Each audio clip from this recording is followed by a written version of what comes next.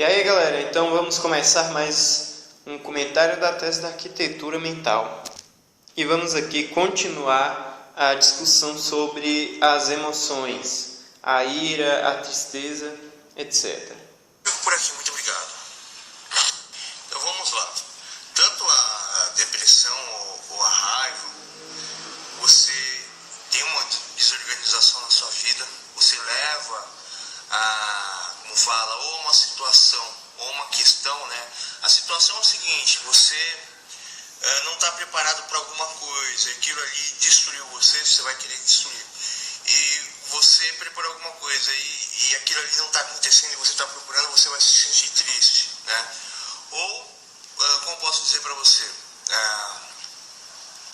a questão, né? E a situação é porque você já está vivendo uma vida totalmente desregrada. Então você cria uma condição, essa condição ela começa a crescer, ela começa a piorar, você não começa a remediar, né? Você acaba pegando gosto por isso, né? Ou pela falta de organização, ou pela destruição de alguma coisa, você começa a ter atitudes impulsivas e baseadas no seu estado emocional, e você começa a fazer com que esse estado emocional seja a verdade. Você aceita esses seus sentimentos de raiva ou de tristeza? Eu vou começar pela raiva. Se você aceita a raiva... Então, basicamente aqui ele está tratando sobre quando você aceita esse sentimento e deixa ele te guiar de certa forma, né? Que seria basicamente o modo da carne, como é descrito na Bíblia, né, por Paulo. E aí você sendo levado por esses impulsos ou emoções, né, aonde a emoção está te apontando, você age de acordo com aquilo, a consequência disso vai ser você se tornar aquele caminho, se tornar a sorte daquela sorte, ou seja, ter o destino para a qual aquele tipo, aquela tipificação, ela terá tendência, a inclinação a vir a ser. Como uma verdade na sua vida, tudo para você vai achar que a pessoa está te desafiando, que a pessoa está te insultando, isso, aquilo e tal. Aqui falando sobre a ira, né? Você não soube avaliar se realmente a pessoa está insultando, não sei o quê. Às vezes a pessoa, Mas se você deixar esse estado mental predominar em você, qualquer estímulo assim, de pessoa, você vai estar mais sensibilizado para interpretar como um insulto, né? Mas tendo você consciência de como você está, você deve parar para pensar, não, peraí, eu estou meio irritadiço, então não posso interpretar tudo como insulto, eu tenho que parar um pouco para pensar se isso realmente é um insulto e se realmente vale a pena responder a isso e de que forma responder, etc. Ela está aceitando a própria verdade dela, né? E ela fala assim, meu Deus, você está falando demais. Já para você isso é um insulto, aí você vai provar que você é mais agressivo com a pessoa. Ou a pessoa, ela fica com medo de você, porque você está com raiva. E aí, tá vendo, essa pessoa me desprezou. Ou a pessoa está tão triste que ela está se sentindo mal com ela mesma, e ela, como fala, vai te tratar muito bem. Mas aquela pessoa me tratou bem ali por causa disso. Então, a partir do momento que você aceita um sentimento, você vai agir por ele, você vai aceitar que é tudo aquilo, e aí vem a grande questão. A partir do momento que você está aceitando a raiva e acontece uma situação onde você não tem saída, você vai impor a saída de qualquer jeito, você às vezes até consegue, mas será que vale a pena você destruir tudo pela raiva, sair quebrando as coisas, agredindo as pessoas, xingando, ofendendo e não sei o que? Não vale a pena. Se você foi ofendido, é porque a pessoa não teve uma resposta. E é muito errado você cobrar outra pessoa pela sua resposta, né? A sua resposta seria o que você deseja, né? O desejo, a sua construção, seu estado emocional e tal. Basicamente isso, você impor que a pessoa se encaixa aquilo que seu coração pede, né? De certa forma.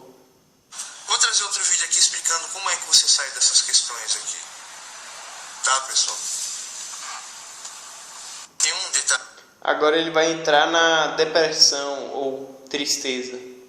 Crucial para eu colocar aqui na mecanismo emocional, mas eu estou esquecendo toda hora. Vamos falar sobre depressão. Né?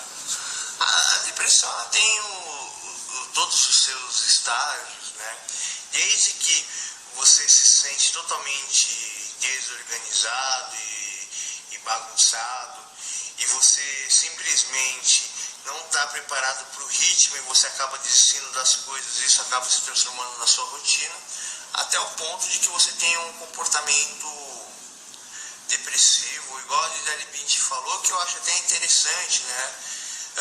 Então, me desculpa de falar isso aqui, mas a Gisele Bündchen ela é uma pessoa que a profissão de vida dela faz com que ela seja trivial, que ela só seja como fala, uma boneca que anda na passarela, né? E que ela sempre tem que estar preparada para isso, né? E que isso é tudo, e que isso acaba se transformando em um cristal mais belo e mais raro da humanidade, né? E que é o único, e ela precisa expor esse cristal a tudo e todos, ou seja, qual que é a solução lógica disso? É o medo, é o pânico, né? Porque qualquer detalhe que sair errado, você automaticamente dentro dessa posição será julgado. Então, sendo você tendo essa profissão, uma carreira baseada nisso, qualquer defeito na sua aparência será imediatamente julgado, etc. Então, você depende a todo momento de ter uma aparência perfeita, certo? E por isso que vem o pânico, o medo, porque já há uma tendência, né, nas mulheres tais como a Gisele Bündchen de sempre querer a perfeição, e ainda dentro dessa profissão, dessa situação dela, isso será ainda mais reforçado. E quando ela for vestir alguma roupa e tal, ela vai pensar 1000 vezes em 1000 peças e coisas para poder utilizar, e isso tomará conta, né? A cabeça atrapalhada, ela não sabe tomar qualquer ação, mas a questão é o seguinte: imagine que esse cristão é a sua verdade, e essa verdade é absoluta na sua consciência, mas ela não é resposta para tudo, e todas as pessoas e tudo agem de uma maneira que você não consegue entender, e você acha que como assim, né? Ela tem essa verdade como se fosse absoluta na vida dela, né? Seria uma verdade central essa situação dela. Porém, a sabedoria de você se portar como uma modelo e ter sucesso nesse ramo e saber utilizar as roupas e saber equilibrar para poder não ser julgado e ter todo esse conhecimento, não é um conhecimento que por si só, somente ele será suficiente para poder te guiar pela vida. Então haverá uma falta aí. Você saberá utilizar esse conhecimento muito bem nessa área, porém vai ficar faltando alguma coisa para outras áreas da vida. Não será algo que possa solucionar outras questões, vamos dizer assim. As pessoas estão te atacando, então você vai se sentir medo, ou seja, a depressão é uma relação disso, né? A Gisele Bündchen, ela passou por essa depressão, ela passa por essa depressão e por esses problemas por essa razão, né? Parece que ela comentou isso, que ela passou por isso, teve alguma coisa assim, eu não estava sabendo não, mas foi o exemplo aí que ele deu. A depressão é uma doença tipicamente feminina, né? Alguns homens podem sentir depressão, mas é porque eles não se acham fortes, eles não se acham preparados, eles acham que eles não estão no meio deles, eles acham que eles estão fracos. E geralmente, como posso dizer para você, tanto a depressão e a raiva, mas principalmente a depressão, é porque essa criança está desmamada, sendo desgarrada do colo da mãe, né? Ela não tem as respostas dela e ela quer as respostas dela, se sente chateada, e ela tem que aceitar um Muito bem. Isso se relaciona com a psicanálise de Winnicott, que é especificamente da relação mais assim da criança e dessa fase daí, né? Começando inclusive com o bebê. E tem umas fases ali bem no início da vida que tem a ver com a integração do ego e tal, não vou entrar muito em detalhes, e tem uma fase, um período chamado de desilusão, né? Que a mãe começa a fazer o desmame realmente, que o bebê ele acha de certa forma que ele é onipotente, porque toda vez que ele chora, que ele reclama um pouco, ele tem o que ele quer, mas à medida que o tempo vai passando, que ele vai crescendo, né? Também a mãe vai fazendo outras coisas, ele não tem imediatamente o que ele quer, ele vai se frustrando, e ele vai correndo esse processo de desilusão e tendo um desenvolvimento maior e uma nova relação com a realidade. E aí eu acho que ele está traçando um paralelo disso com outras situações humanas que surgem posteriormente. Muitas dessas crianças acabam definhando espiritualmente, intelectualmente. Mas voltando à questão aqui, a depressão, ou a criança que sofre de depressão, a pessoa que sofre de depressão, é simplesmente o fato de ela não conseguir entender quais são as questões, ela está sempre defasada, ela está sempre perdendo, ela está sempre se sentindo mal. Isso acaba gerando então uma solução lógica, ela está sempre, como falo, ela sempre precisa estar atrás de alguma coisa, se sentindo ocupada por alguma coisa, fazendo por alguma coisa. Isso é um vício, isso é um comportamento, isso é até a atitude principal sobre a mulher, mas não vem isso. Muito bem, aí o que ele fala, né? Você tem a felicidade, a tristeza e a ira. Se você não consegue solucionar problemas e você entra dentro de uma situação, dentro de um certo loop em que você entra em defasagem cada vez, nem sempre cada vez maior, mas dentro de um padrão de defasagem que você não consegue corrigir, e você vai entrando dentro desse padrão depressivo, né? E aí com o tempo você vai acabando se acostumando com isso e agindo com base nisso, né? Tendo de certa forma com seu sentido de vida, de vivência da sua realidade, que esteja relacionado com essa espécie de vício aí que ele está descrevendo, né? Tira aqui sobre a mulher, né? E a depressão é sempre o sentimento de que você está devendo, está sendo culpado por alguma coisa, né? Ou alguma coisa que você fez não está dando certo, né? Até o ponto que você desiste de tudo, porque essa é a única verdade.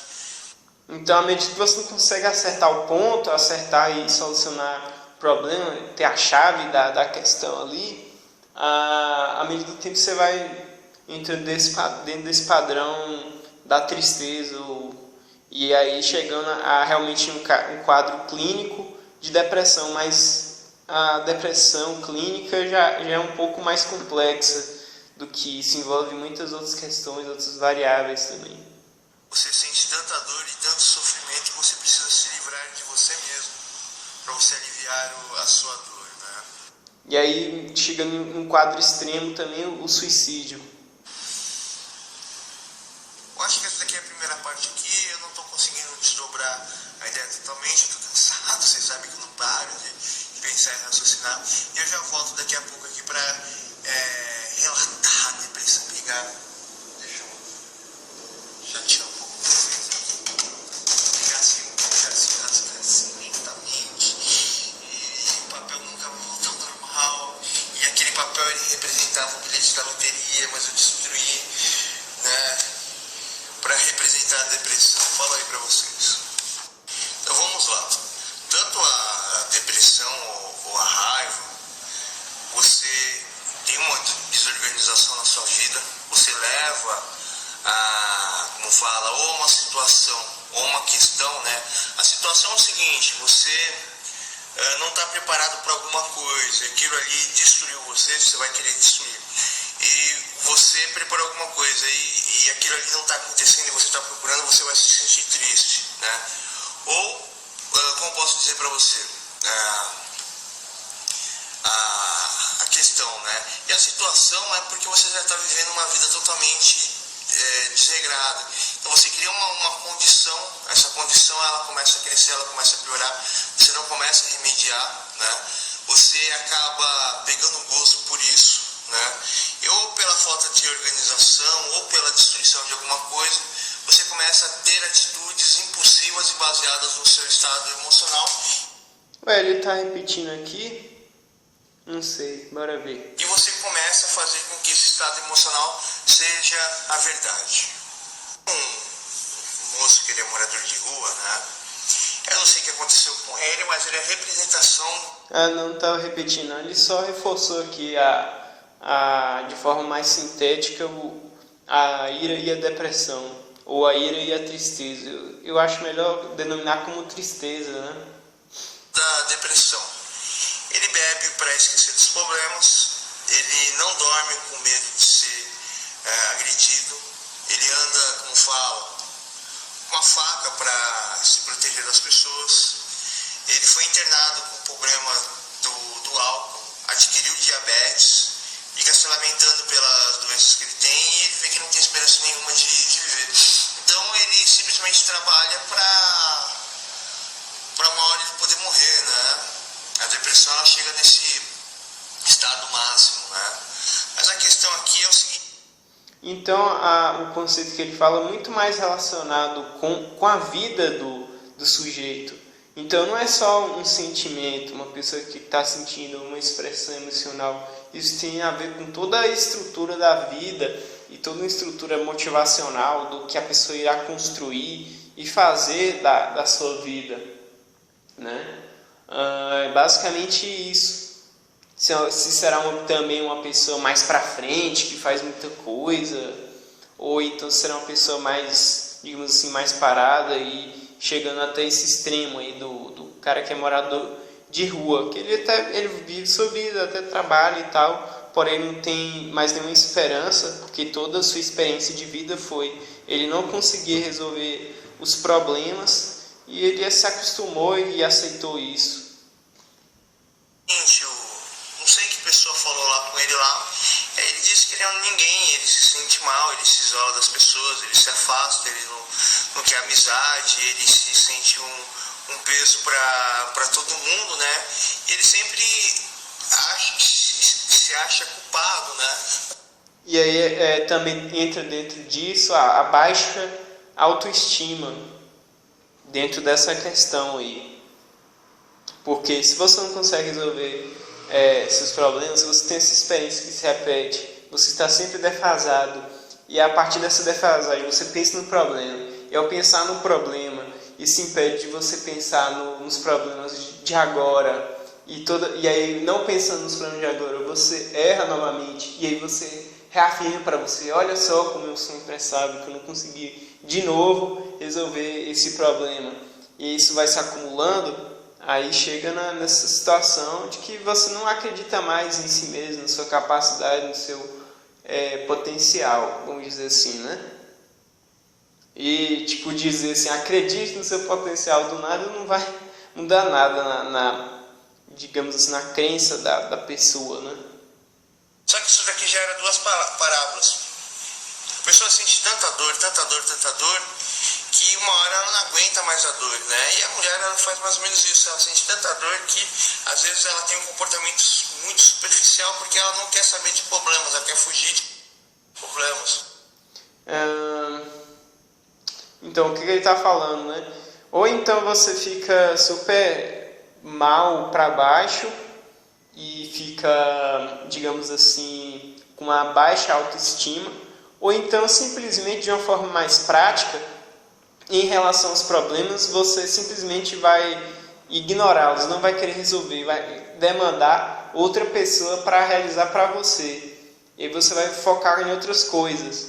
Ele está dizendo que ela seria superficial, mas seria como se fosse esse mecanismo, como se fosse um mecanismo de defesa, para a pessoa não ficar muito para baixo, não ficar com uma baixa autoestima, Então ela se foca em outras questões e deixa outras questões para outras pessoas resolverem para ela, ou constrói todo um estilo de vida em que a pessoa não precisa realizar tais atividades.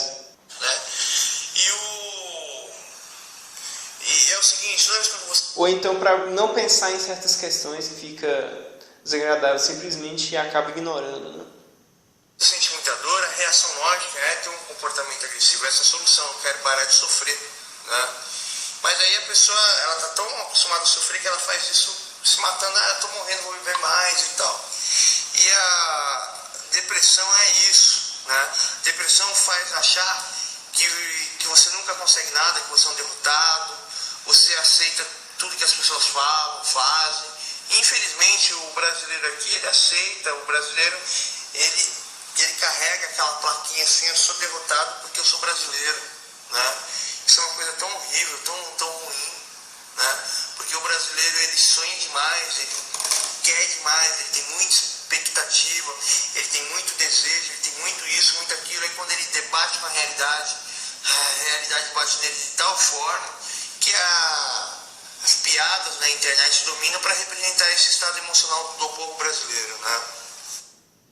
Então, e também não é ensinado habilidades e um monte de coisa, de questões que seria uma ponte, um caminho que poderia levar da pessoa que é sonhadora para poder concretizar esses sonhos ou então realizar uma reforma desses sonhos para uma coisa mais realística, mas não de forma a deixar a pessoa muito cética, mas assim, de forma que seja capaz de concretizar e não seja uma coisa fora da realidade, que seja uma coisa fantasiosa, né? Uma coisa alienante. Seria mais ou menos essa solução aqui. Então a depressão é uma coisa avassaladora, né? Ela se transforma em uma coisa viciante, né? Uma pessoa que ela que acaba entrando em de um, como é que fala? Zona de conforto, né? É depressiva, uma das coisas que acontece com ela é que ela perde todas as referências. Então ela se agarra demais a qualquer coisa, ela aceita qualquer coisa, ela faz... Por que ela aceita qualquer coisa? Porque qualquer coisa que venha para ela que é boa, ela tem que agarrar, porque, poxa, eu não consigo nada de bom na minha vida, então, já que isso veio, então eu tenho que agarrar isso daqui, abraçar esse negócio para não deixar sair. Entra em um padrão vicioso de a pessoa fica com uma maior tendência para vícios, para fixações, apegos. Qualquer coisa, né? Ela se torna como se fosse um cachorro abandonado de rua, né? Então, o depressivo, ele tem um comportamento muito agressivo, ele tem um comportamento suicida, ele é uma pessoa que aceita qualquer coisa, ele não importa com nada, ele não está nem aí com nada, ele aceita tudo na vida. O depressivo é mais ou menos assim.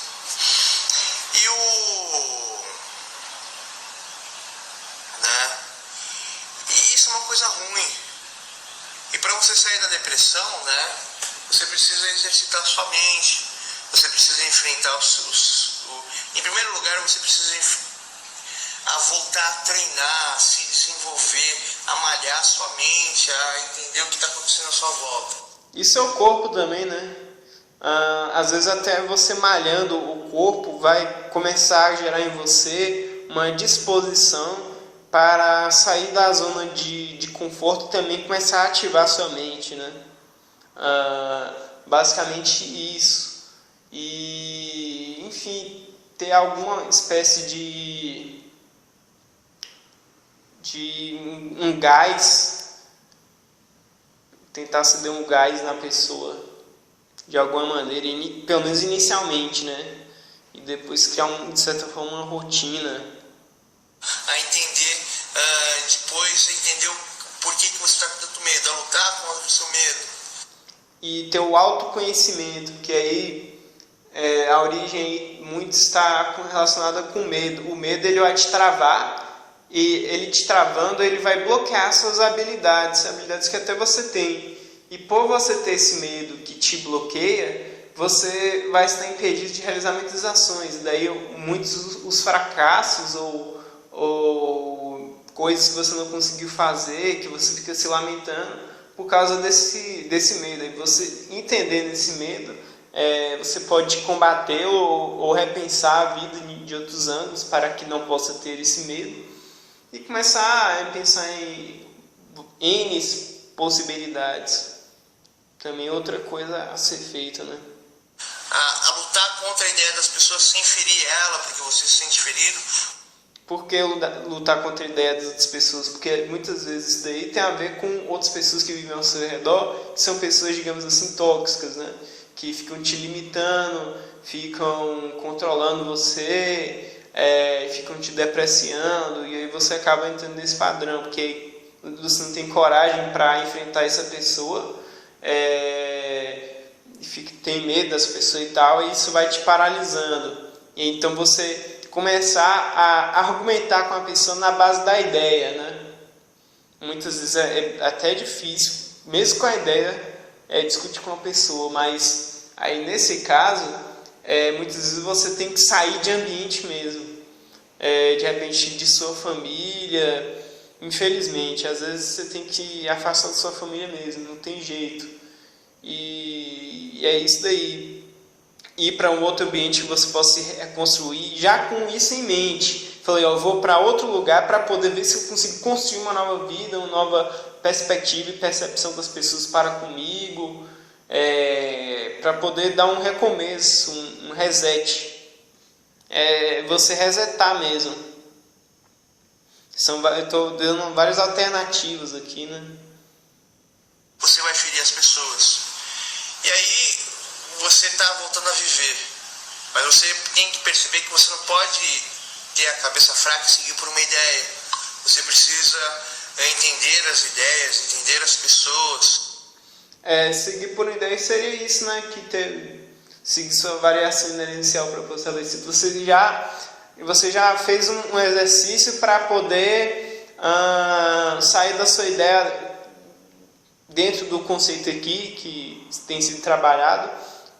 Que determina sua depressão, e aí você pensando, você encontra uma nova ideia, só que aí você acaba fixando nela para poder sair, né?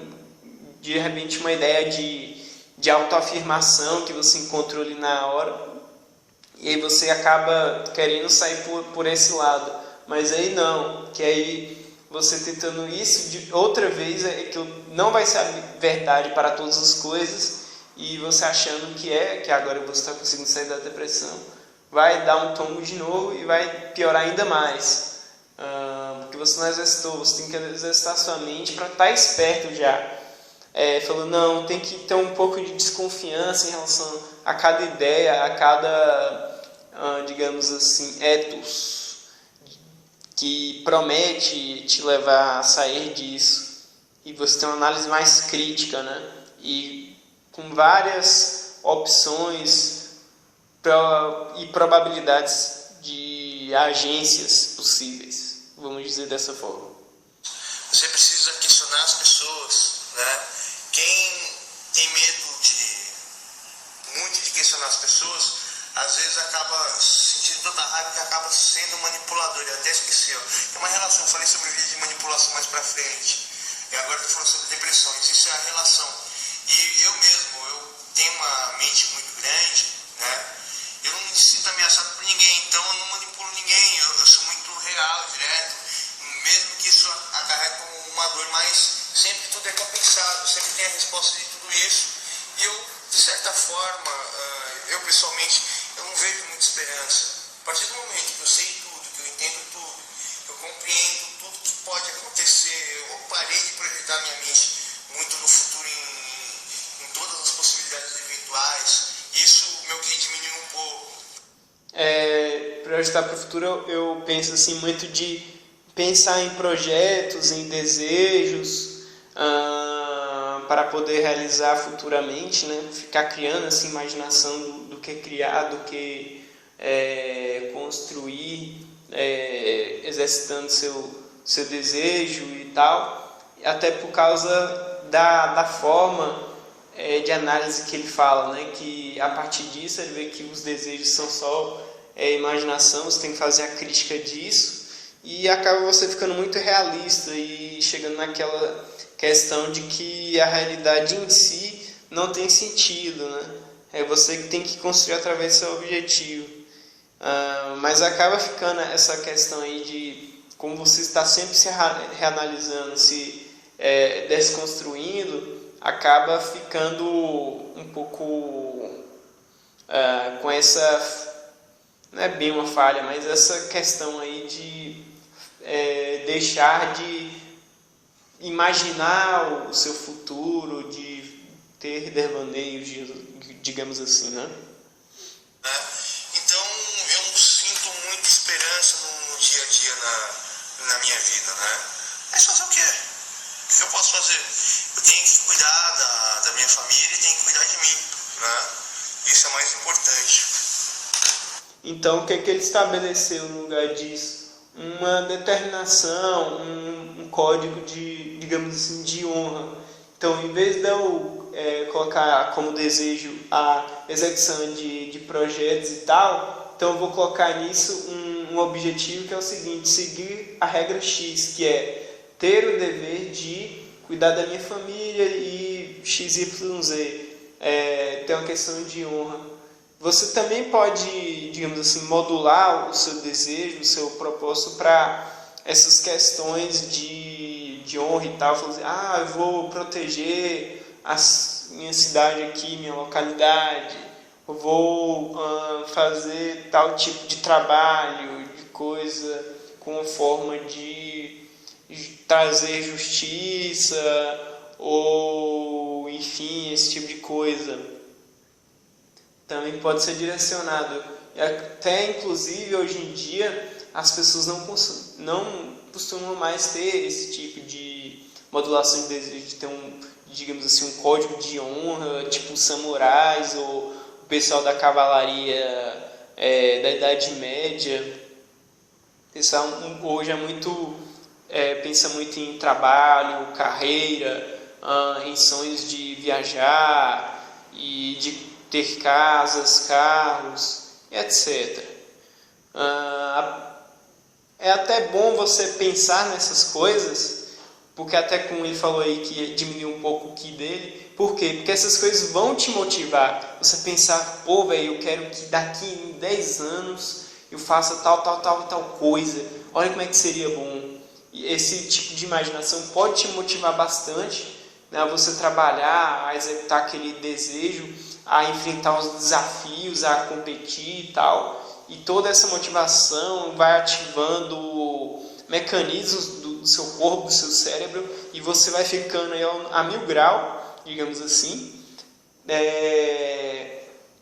E isso acaba realmente aumentando sua motivação, sua inteligência, sua velocidade, digamos assim, para poder realizar as coisas, né?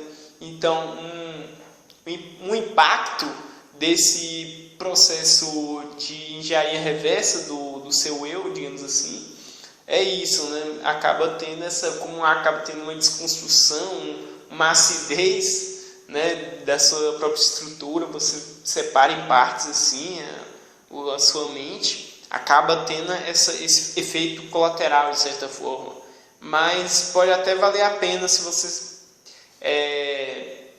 saber equilibrar as coisas e tal, porque hoje muitas pessoas são muito focadas em sonhos, em projetos, em desejos. Se você coloca toda a sua energia naquilo ali e aquilo ali é destruído, sua vida fica em ruínas, né?